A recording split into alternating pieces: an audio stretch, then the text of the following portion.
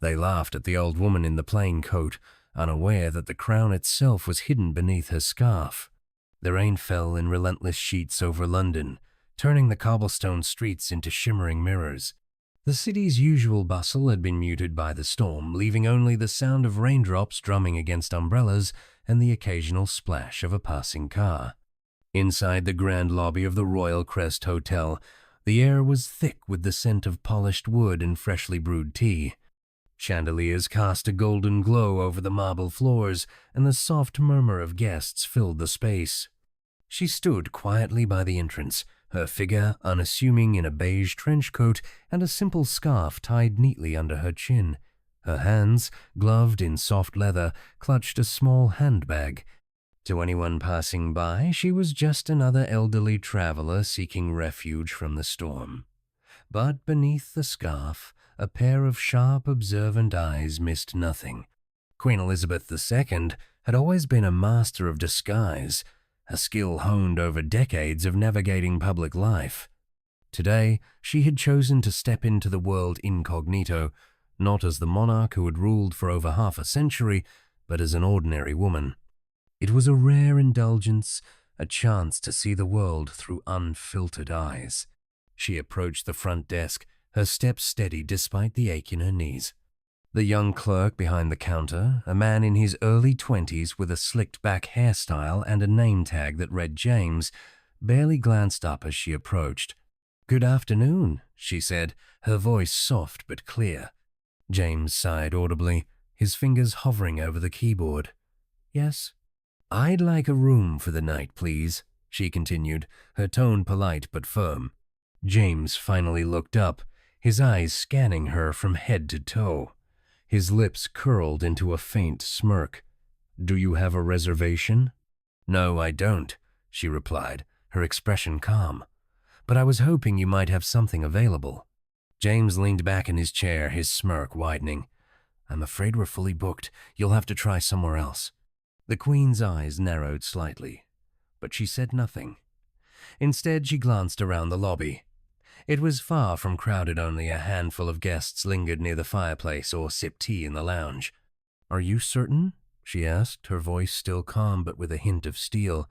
"It doesn't seem particularly busy." James chuckled, a sound that grated against the quiet dignity of the room. "Look, ma'am, this is a luxury hotel. We don't just hand out rooms to anyone who walks in off the street." The words hung in the air, sharp and dismissive. The Queen's jaw tightened, but she remained composed. She had faced far worse in her life wars, scandals, the weight of an entire nation's expectations. This was nothing. Or so she told herself. Before she could respond, the revolving doors spun open, and a man in a tailored suit strode in, his polished shoes clicking against the marble floor. James's demeanor shifted instantly. He straightened his posture, his smirk replaced by a wide, ingratiating smile. "Welcome to the Royal Crest, sir," he said, his voice dripping with false enthusiasm. "How may I assist you?" The man, clearly a businessman, approached the desk with an air of entitlement.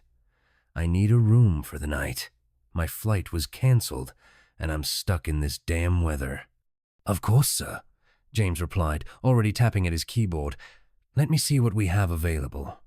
The Queen watched in silence as James quickly produced a key card and handed it to the man with a flourish. "Here you go, sir. Suite 402. I hope you enjoy your stay." The businessman nodded curtly and walked away, leaving the Queen standing there, her patience wearing thin. "I thought you were fully booked," she said, her voice cutting through the air like a blade. James turned back to her, his smirk returning. "Oh, we are. But for special guests, we always make exceptions." The implication was clear, and it stung more than she cared to admit. For a moment, she considered revealing her identity, but something held her back. This wasn't just about Herriot, was about the countless others who had been treated this way, dismissed and belittled for no reason other than their appearance. "I see," she said quietly, her tone icy. "Thank you for your time." She turned and walked away, her back straight and her head held high. But as she stepped back into the rain, a plan began to form in her mind. The Queen stood under the awning of the hotel, the rain cascading around her like a curtain. Her mind, sharp and calculating, was already at work. She reached into her handbag and pulled out a small, discreet phone that connected directly to her private secretary. The call was brief, her words measured but firm.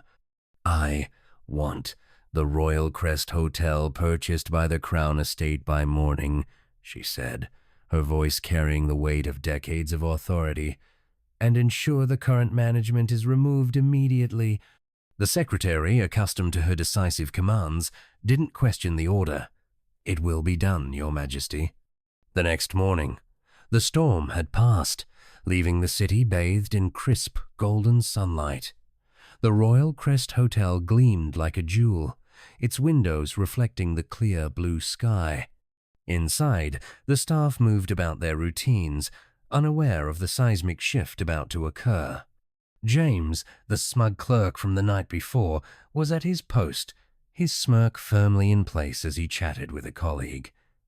"You should have seen her," he said, laughing. "Some old lady thought she could just waltz in here and get a room. Can you imagine?"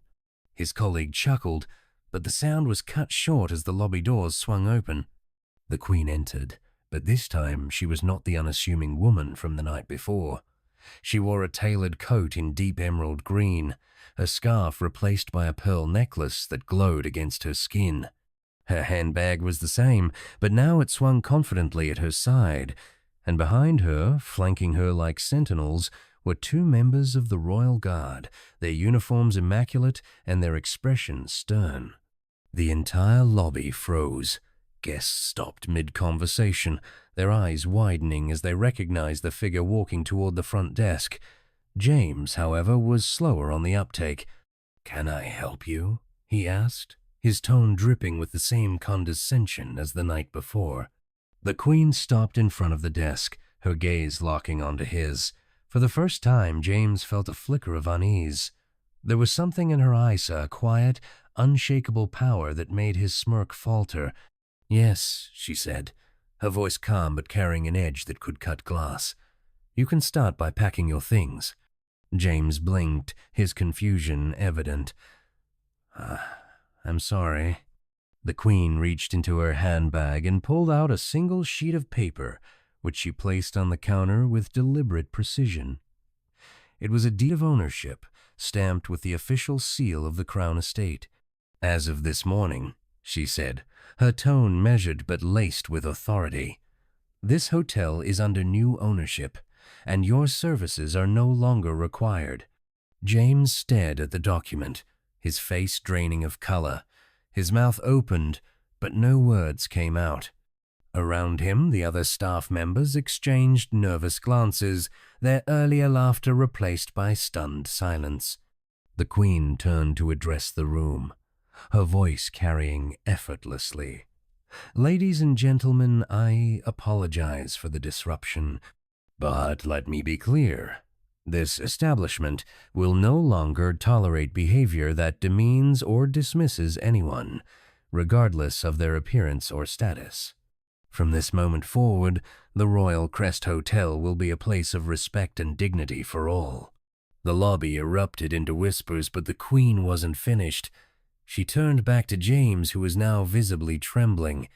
"You may leave now," she said, her tone final, "and consider this a lesson in humility." James stumbled back, his face a mask of shock and shame. He grabbed his coat and fled the lobby, his earlier arrogance reduced to nothing. The Queen watched as James disappeared through the revolving doors, his exit as swift and silent as the fall of a curtain. The lobby, once filled with the hum of whispered conversations, now held a breathless stillness. Every eye was fixed on her, the weight of her presence undeniable. She turned to the remaining staff, her expression softening but still carrying the gravity of a monarch who had just rewritten the rules of the game. "Let this be a lesson," she said, her voice steady but not unkind. "Respect is not a privilege reserved for the few. It is a right owed to everyone who walks through these doors. From this day forward, This hotel will reflect that truth." The staff nodded, some with wide eyes, others with quiet determination. Among them was a young housekeeper named Margaret, who had been with the hotel for years.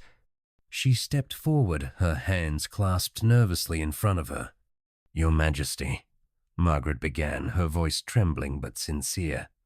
"Thank you, not just for what you've done today, but for showing us what true leadership looks like." The Queen smiled, a rare and genuine expression that softened the lines of her face. "Thank you, my dear. It's people like you who will help carry this vision forward." Over the next few weeks, the Royal Crest Hotel underwent a transformation that left even the most seasoned guests in awe. The Queen, though not one to micromanage, took a personal interest in the changes. She ensured that every staff member received training in hospitality and inclusivity, and she personally approved the new decora blend of timeless elegance and modern warmth. The lobby, once cold and imposing, now felt welcoming. Fresh flowers adorned every table, and the scent of lavender and citrus replaced the stale air of pretension. Guests were greeted not with judgment, but with genuine smiles. One evening, as the sun dipped below the London skyline, the Queen returned to the hotel, this time in full regalia. She wore a deep blue dress, the fabric shimmering under the chandeliers, and her crown glinted with a quiet authority. The staff lined up to greet her, their faces a mix of awe and pride. She walked through the lobby, her presence commanding but not overwhelming.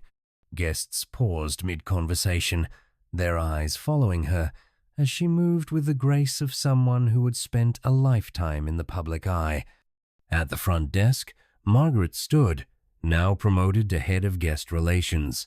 She handed the Queen a key card with a smile. "Welcome back, Your Majesty. Your suite is ready." The Queen took the card, her eyes meeting Margaret's. "Thank you, Margaret. You've done well." As she stepped into the elevator, the Queen glanced back at the lobby one last time. The space, once a symbol of exclusion, now buzzed with life and warmth. She allowed herself a small, satisfied smile. And from that day forward, she murmured to herself, nothing would ever be the same.